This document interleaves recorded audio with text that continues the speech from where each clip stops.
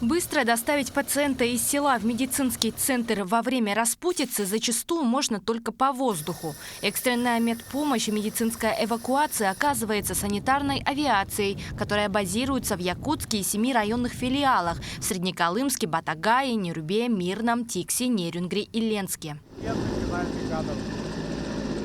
В работе санавиации задействованы несколько самолетов и вертолетов, оснащенные современными медицинскими модулями для оказания экстренной медпомощи.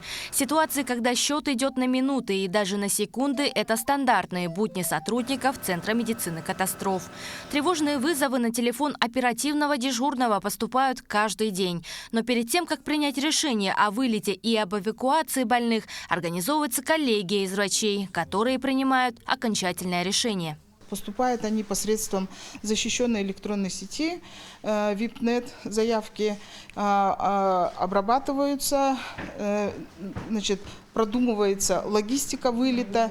Иногда мы можем совершить несколько вылетов по одному направлению. Скажем, если в Заречье, например, начиная с Хандага, это Кёль, Чурапча, мы можем объединить несколько вылетов и забрать по очереди с нескольких районов больных. Ну, это как пример я привела. Сложности у нас возникают именно с арктической группой районов, да, потому что это, во-первых, удаленность и достаточно большая разрозненность по территории. Да, но, тем не менее, арктическая группа, учитывая то, что в арктической группе у нас отсутствует какая-либо специализированная медицинская помощь, такая как, скажем, первичное сосудистое отделение, скажем, которое имеется в центральной группе районов или в южных районах, то в Арктике таких специализированных отделений нет, как первично-сосудистое отделение, например. Одна из самых главных задач врачей заключается не только в том, чтобы как можно скорее доставить в больницу тяжелых пациентов, но и в том, чтобы доставить специалистов. Медики отправляются в районы к тем, кого нельзя перевести, чтобы оказать помощь на месте. Я работаю нейрохирургом с 2003 года.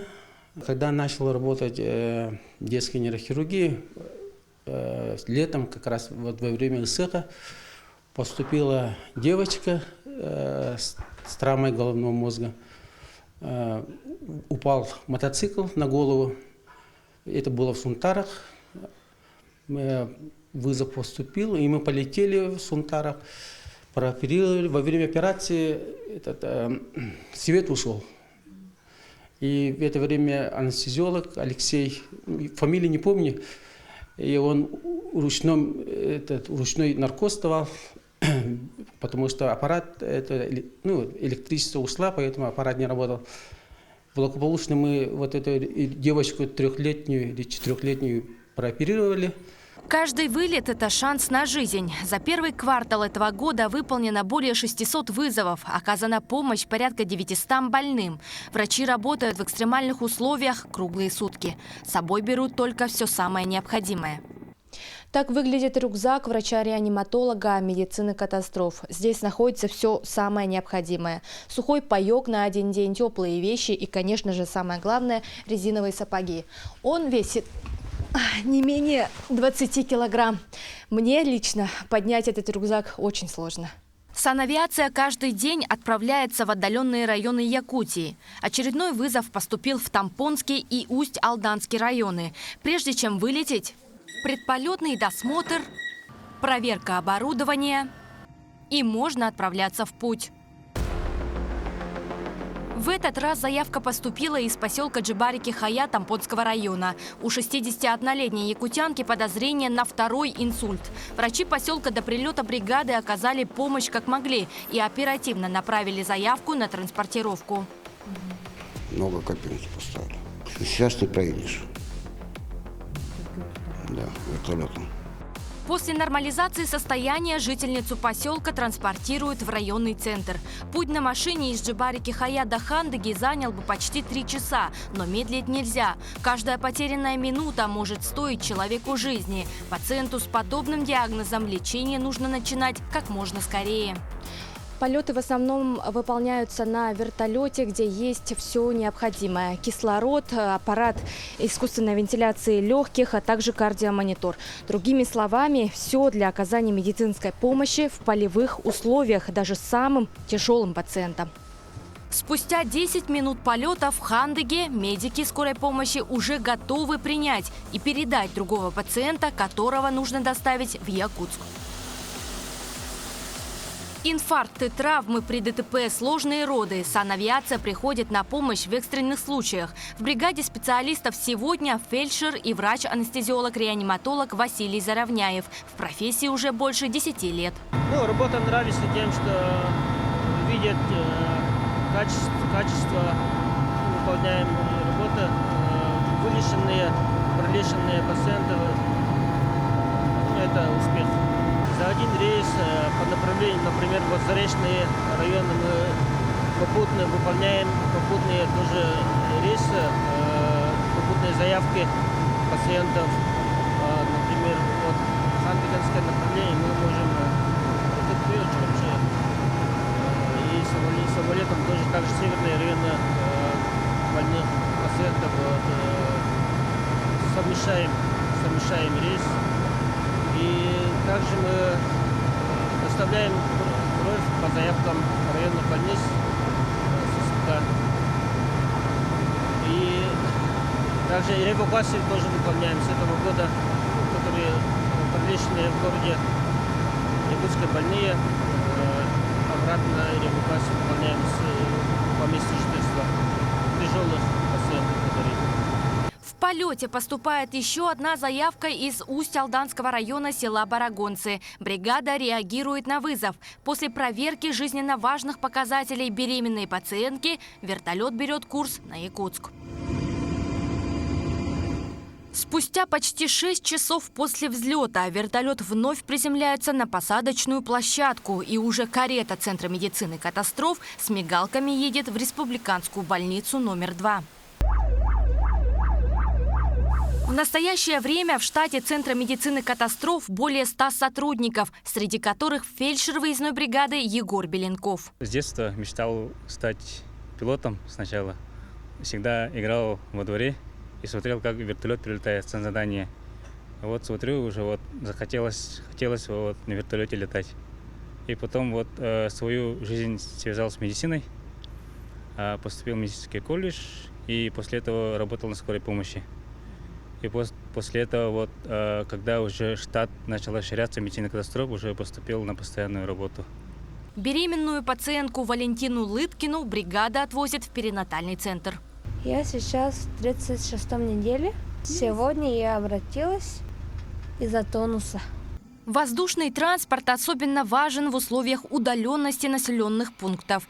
Четкая и слаженная работа всех подразделений, от диспетчеров до врачей, позволила спасти жизнь более чем 3000 жителям Якутии. Это большой труд, высокое профессиональное мастерство и ответственная миссия. Либо будем оперировать на месте, либо есть возможности показания, то мы эвакуируем в город Якутск. Но также это решается по возможности транспортировки пациента. Если можем транспортировать, то, конечно, осуществляем транспортировку.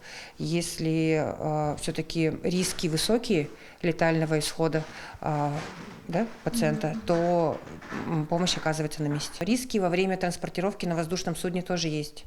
Нам самое главное не навредить пациенту, потому оперируются на месте, стабилизируются, потом уже в стабильном состоянии транспортируются бригады анестезиологов, реаниматологов. Работа санавиации сегодня проводится по федеральному проекту совершенствования экстренной медицинской помощи в рамках нового нацпроекта «Продолжительная и активная жизнь», инициированного президентом страны Владимиром Путиным. Каждый год у нас, конечно, финансирует по поводу приобретения оборудования. Это оборудование, конечно, у нас помаленьку, но каждый год у нас Министерство здравоохранения и Республика покупает оборудование по линии санитарной авиации. У нас, например, анестезиологическое оборудование покупает, гинекологическое покупает, травматологическое можно купить, но в данный момент еще нет. Поэтому в будущем, наверное, будем планировать, что было нейрохирургическое оборудование, было бы еще лучше. потому что у нас есть доктор. Нейрохирург уже постоянный. У меня врачи все постоянные сейчас в данный момент. Только травматологи и хирурги – это заместители РБ-2. Штат полный. Специалисты по медицине катастроф работают в тесном сотрудничестве с другими службами экстренного реагирования, включая пожарные команды, спасательные службы и правоохранительные органы для обеспечения координированной и эффективной медицинской помощи пострадавшим. Большинство пациентов, эвакуированные в Якутск, поступают в РБ-2. Ну, в первую очередь, больше всего к нам поступает пациентов с острым нарушением мозгового кровообращения. Да, это пациенты с ишемическим инсультом, геморрагическим инсультом и пациенты с острым коронарным синдромом. Это пациенты с инфарктом миокарда и прединфарктным состоянием. Такие пациенты могут поступать каждый день. Да, их мы принимаем 24 часа, 7 дней в неделю. Поступают с районов, ну, никто же не знает, когда человек заболеет, да, соответственно, как только пациент поступает в центральную районную больницу, там ФАП, сразу выходит на нас, проводим телемедицинскую консультацию, потом эти данные передаются в Республиканский центр медицины катастроф, и они готовят уже борт для того, чтобы вылететь за этим пациентом. Эти пациенты приезжают к нам для получения, в первую очередь, высокотехнологичная медицинская помощь. Да, мы проводим стентирование коронарных артерий при инфаркте миокарда, реканализацию сосудов головного мозга, когда у нас есть тромбоз при ишемическом инсульте. Также при геморрагическом мы можем провести эмболизацию аневризм сосудов головного мозга.